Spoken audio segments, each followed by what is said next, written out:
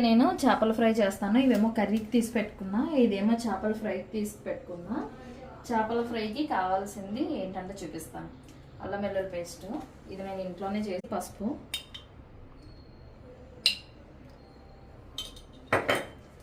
తర్వాత సాల్ట్, ధనియాల పౌడరు,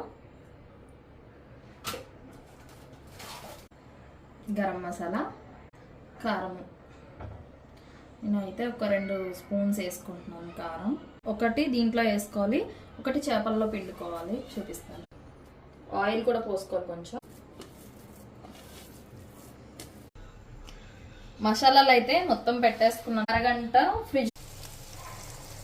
చేపలు ఒక హాఫ్ అన్ అవర్ తర్వాత ఫ్రై చేస్తున్నాను. మీరు కూడా కావాలంటే కామెంట్ చేయండి. చూసారా చేప ఫ్రై బాగుందా?